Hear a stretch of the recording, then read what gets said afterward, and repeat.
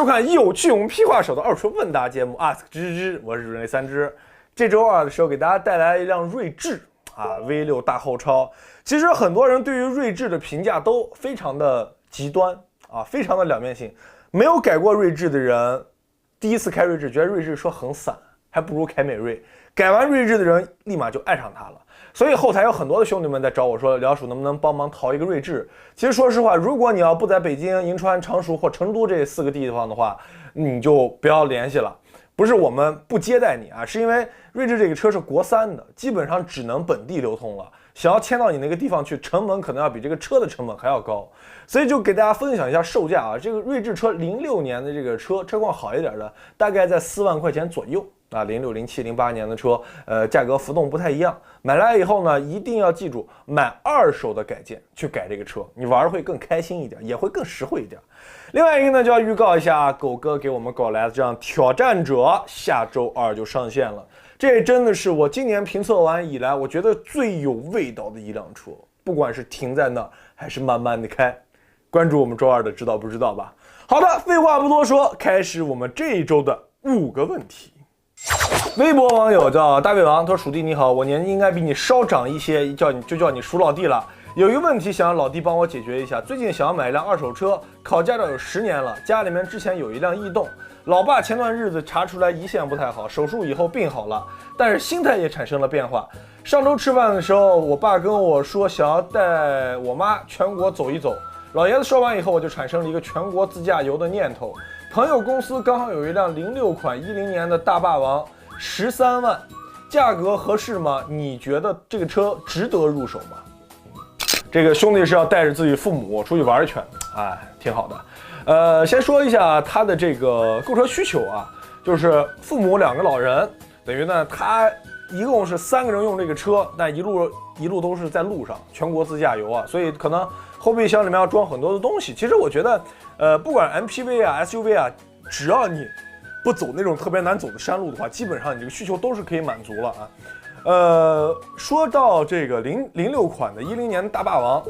其实很多人比较陌生大霸王是个什么车？如果说它另外一个名字，你们可能就知道，就是普锐维亚。这是一个丰田的一个怎么说呢？当年的一个旗舰性的一个 MPV 了。现在大家可以看到普锐维亚，现在大家讨论的非常少了，因为它的竞品太强了。它竞品是 G28，现在这车卖到30多万都没有人去关注，因为 G28的确舒服也非常非常好开，跟上一代的那种体感差距非常非常大。但是你想，这个车在06年、07年的时候，这绝对是神车，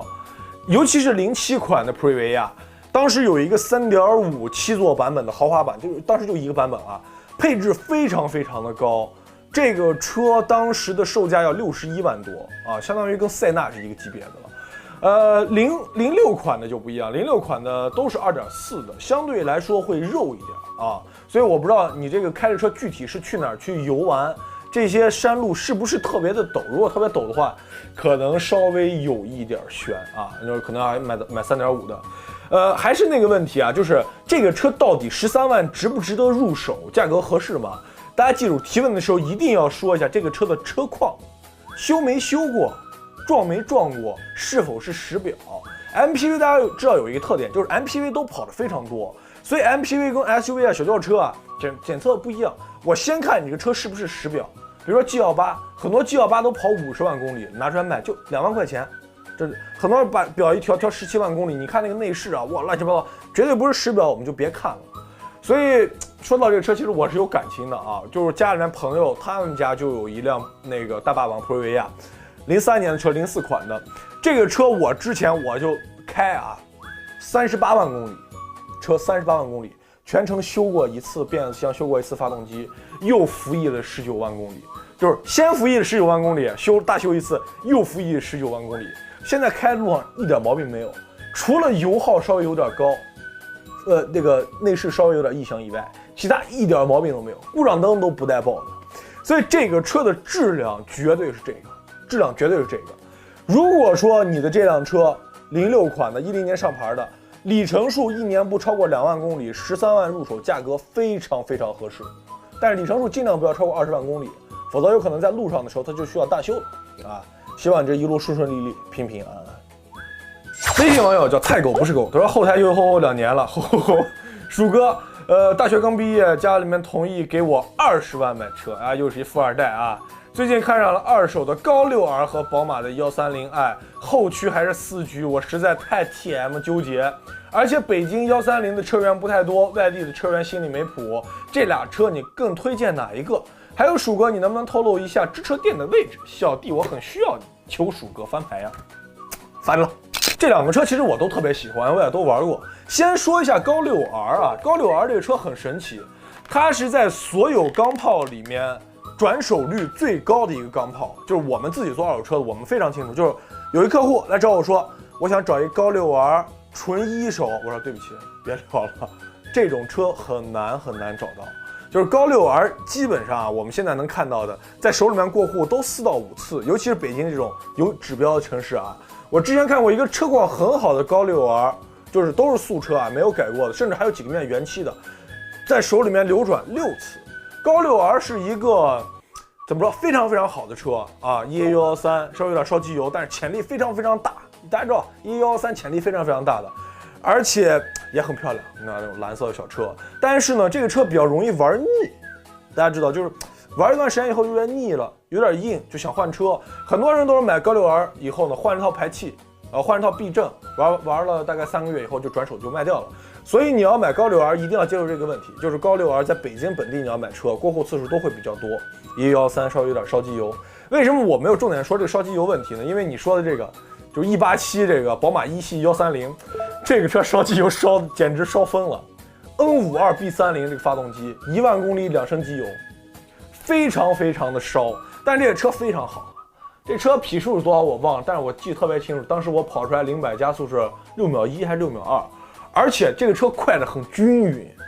啊，直列6缸那种加速那种感觉快得很均匀。原厂排气不需要任何改情况下，排气声音很销魂啊，直列原厂排气声音很销魂。这个车挺适合年轻人的，但是你买这个车的时候要注意。啊，就这个 N52B30这个发动机，烧机油烧特别厉害，要开缸盖的，非常贵。之前我们店里面，我好朋友蒙哥来修车，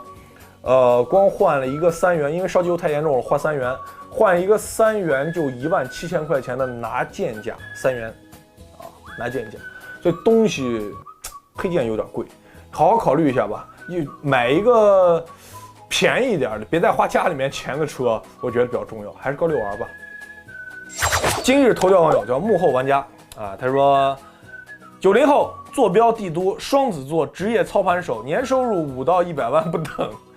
前年最巅峰的时候可以全款买 GTR， 前段时间刚缴了首付，手头还有50万现金。之前考虑新款 A45， 谍照出来以后发现丑的要死，遂放弃。吴中路这边有一辆原谅绿的 RS3 1万公里，开票63，售价55，4S 店试驾不让深踩油门，感受不到动力。遂问鼠爷，此车性价比高吗？很有逻辑性的问题。优秀90后啊，自己买车自己买房啊，还要买这个小钢炮。其实一说到 A45，其实我跟你同样的感觉，因为我也是老款 A45 的车主啊，381匹啊，全时4驱，运动排气 ，A45 真的非常棒。就是缺点就是贵啊，就是贵。但你看现在新款的 A45 外观，我首先接受不了，外观鼻子变成圆的了，啊，那种本来那种很凌厉的那种小嘴变成一个圆鼻子，这么一撅，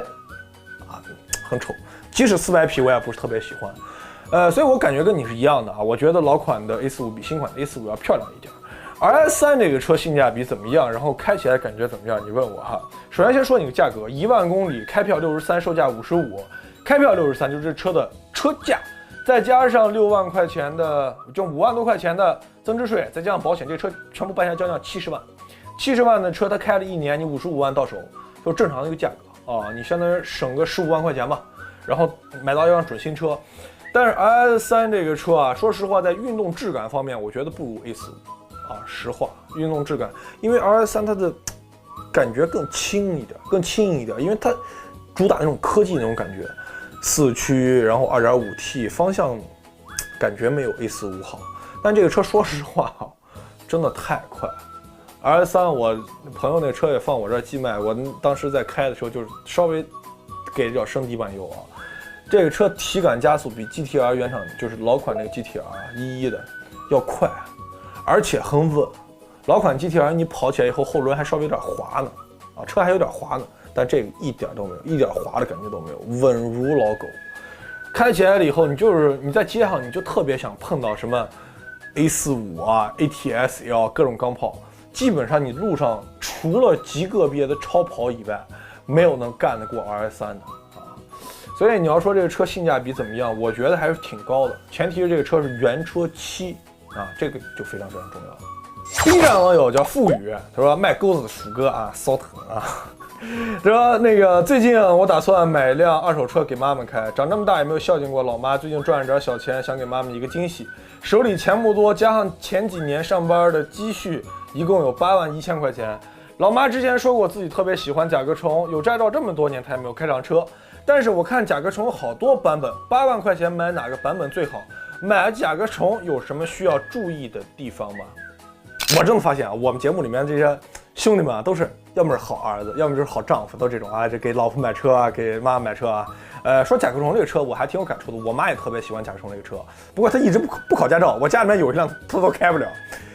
说下甲壳虫这个车啊，甲壳虫是等于大众最早的一个开山之作，福特是福特的 T 型车，那么当时这个车是等于大众做的第一批车，就是你看大众最早一批甲壳虫啊，跟现在甲壳虫的外形差距都不是特别大，所以也可以说是一代神车了。8万块钱，7万5到8万之间吧，稍微留点预算做整备啊，大概能买到08、09年的 1.8T 的这个甲壳虫，当年有 1.8T 的、2.0的，你看现在有什么 1.2T 的、1.4T 的、1.8T 的、2.0T 的，这配置的确特别多啊。但我还是比较，你这个价位区间里面还是比较推荐 1.8T 的，动力要比2.0的要好一点。这个车的发动机呢也是188啊，也是188 1.8T 的，有点烧机油，但甲壳虫有一个好处呢，就是甲壳虫这个车不是特别的费油啊，不是特别费油，因为本身这个车是比较轻的。如果买这个车的时候呢，要注意一点，就是很多女性喜欢甲壳虫，喜欢什么？就喜欢外形，没了。这车动力什么的，他们没有开过，1.8T 动力是绝对足够你老妈用啊，除非你老妈飙车什么的不够用啊，普通正常驾驶绝对是够用了。